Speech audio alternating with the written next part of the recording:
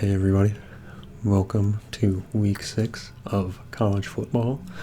It's a bit of a lackluster week if you're not too worried about any particular teams. Across the board, it's kind of a midweek. There's a lot of teams on bye weeks now that it's week 6. A few games into conference play, but there's still some stuff to talk about. It was very exciting last weekend. Of course, the matchup of the season, the Georgia-Alabama game, was all over the place, and the Big 12 had some good games. Good teams showing up, good teams not showing up, and all over the board. But every game, well, most every game is pretty exciting. So we'll get into it. I'm going to switch the screen over, and due to there not being as many great games across the board and 5 Big 12 teams on a bye, I threw in some other games that might be of interest. But to start us off on Friday night, 6:30 Central, I think this website's in Central Time, Houston versus TCU, and obviously TCU, big favorite, 2-possession, 2-score, almost 2 touchdowns and a field goal favorite against Houston, which Iowa State got the liberty of giving the business to, depending on how you look at it, last weekend. Iowa State beat Houston 20-0, but they were up 3-0 at halftime. There could be a lot of arguments made one way or another, but Iowa State has been slow every game at halftime this season, which is a concern that we'll address later. But, there hasn't, I forgot what the stat was, but I think this is the first time in over 30 years that Iowa State has shut out a conference opponent on the road. But high hopes for Iowa State, low hopes for Houston. They are definitely by far and above the worst team in the Big 12 right now. And TCU's not bad. I mean, their record is 1 Hail Mary and 1 possession away from being 2 wins different. So they're a pretty decent team. They're not the top team, but the Big 12 is nice because the 8th best team and the 1st best team don't really have that big of a gap. We thought there would be even more of a gap at the start of the season with a few breakout teams, but it's really looking fairly even amongst the top. Moving into Saturday, like I said, with all these byes, the first Big 12 game isn't until 3 p.m. So West Virginia at Oklahoma State, and unfortunately, I never sell Oklahoma State early enough. They have dropped to astronomical lows so far this season. I was at the Kansas State game this past weekend when they played Oklahoma State and just gave them the business. Oklahoma State didn't look like they were on the same playing field as Kansas State. And whether that says more about Kansas State or Oklahoma State, you could argue either way, but Oklahoma State had a pretty abysmal outing. I think it was like 40-something to 13. I don't know. We left early because it was so blown out by the fourth quarter. They were up by 29.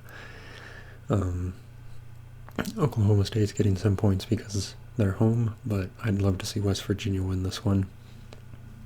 I always love my West Virginia bros, so that's a fun rivalry. Not even a rivalry, that's a fun fan base to go up against. They're very, very fun, very entertaining, and Oklahoma State I'm sold on them. Our second Big 12 game of the day is Iowa State at 6:30. Baylor's coming to town, and as you can tell, Iowa State's a 12-point favorite, which, going back to what I mentioned earlier about 8th place and 1st place not being that far away, this is one of those games every week, not even this game, every week there's a lot of games, even with this spread, that you have to be on upset alert about. I think Baylor could very well cover the spread. I hope that they don't win. I don't think they can. Jack Trice at night under the lights is difficult for any team, but I mean, it's easier for a conference opponent that's experienced that for years on end rather than a new opponent. But if Iowa State wins this will be the first time they've been 5-0 since 1980. So because I'd love that to happen so bad, probably it'll probably come back and bite us and not happen, but if Iowa State can fix their slow start to the games in the first half, I think they're fine. If they can't get that rolling, then it's going to be rough.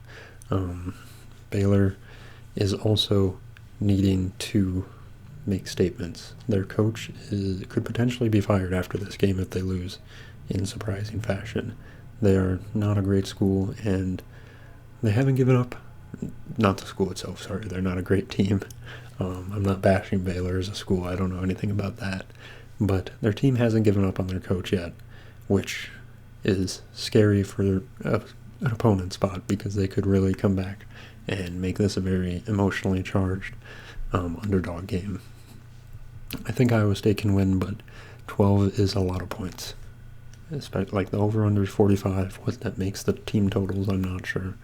But I hate this. I hate a lot about this game. I think Iowa State can win, but the spread is terrifying. I have Iowa State probably winning by 8. UCF and Florida. So a Big 12 game that's not a Big 12 game, but we've got a Big 12 team. And UCF, again, they're not the greatest on the road. And Florida's pretty decent. They're a decent team. They're underdogs. But I'm going to root for the Big 12 in this one, of course. I don't know much about Florida. I know they've played kind of nobody so far. But it looks like it could become a little bit of a track meet. Over under 61 and a spread of 3 is like 29 to 32, 31 to 28, something like that. So it could be a big game. Big scoring game, at least. Moving on, we've got Kansas at Arizona State. And both these teams are more in that low-mid part of the Big 12. Kansas has just been disappointing week after week. What are they, 1-4 now? I don't think anybody needs to smack talk them anymore than they already are. Like, they're bad. They know they're bad. And it's been such a switch from a year ago. Like, their coach was the new hot thing, and now there's word that the locker room at Kansas might be having culture issues. So I think this is a good spot for Arizona State. They can make a statement as a new school. They've had some good games, but they haven't really played too many people, I don't think. And I think it would be cool to see Arizona State win and also forget the Jayhawks. So I think that'll be a good game, though. All things considered, that should be a good game. Late night Saturday, last Big 12 game of the day. We've got Texas Tech at Arizona, and this should be a good game. I'd love to see Arizona win this. Texas Tech, I want them to be good. Like I said, they're always my dark horse, and they always disappoint. And this season is no different. I think they're both pretty decent teams, but I'd love to see Arizona win. But I do want Texas Tech to be good enough because we're facing them on homecoming that it's a quality win for us. Maybe not a super quality win, but it's not like a go beat a high school team win.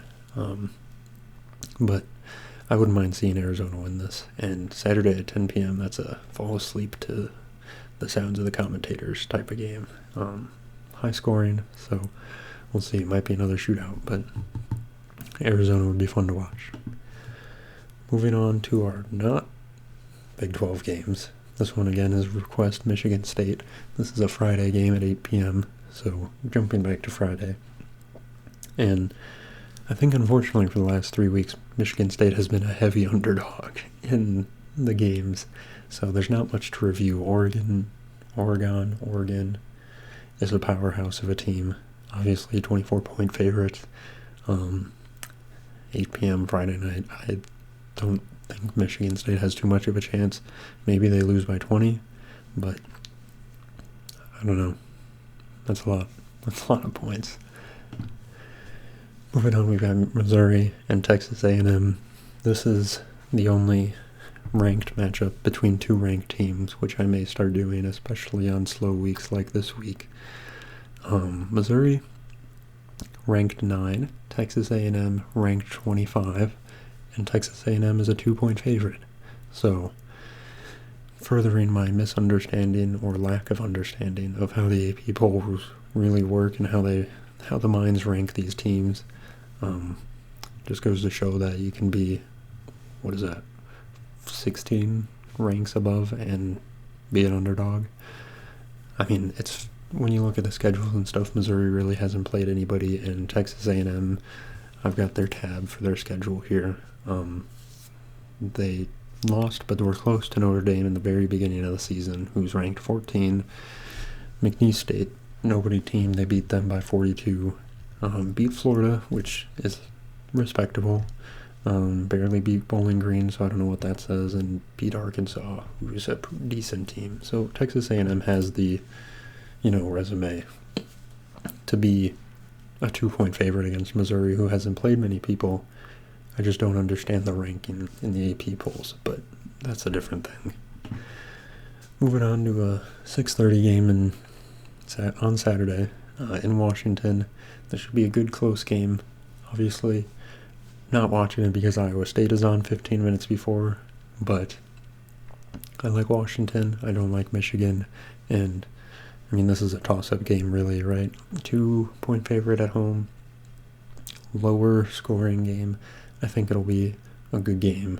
I'll flip over to it to watch the end of the half at halftime of the Iowa State game, but should be entertaining, and that's pretty much all I have to say. Now, Iowa and Ohio State. There's finally a game exciting enough for Iowa that I can talk about it. And they're 20-point underdogs, which should not be surprising against Ohio State. I believe they were bigger underdogs when the lines for this first came out, like 23-24 maybe.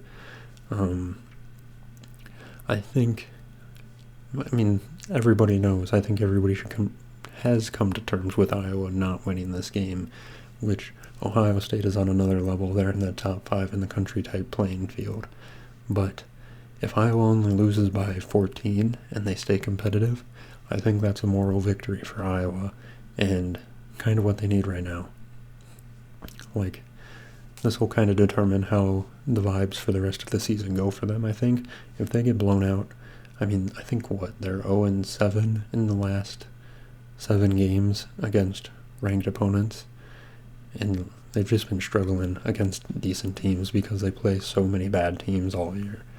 This is their biggest game of the season in terms of team ranking or opponent rankings. Second biggest was Iowa State, and there's not much after that.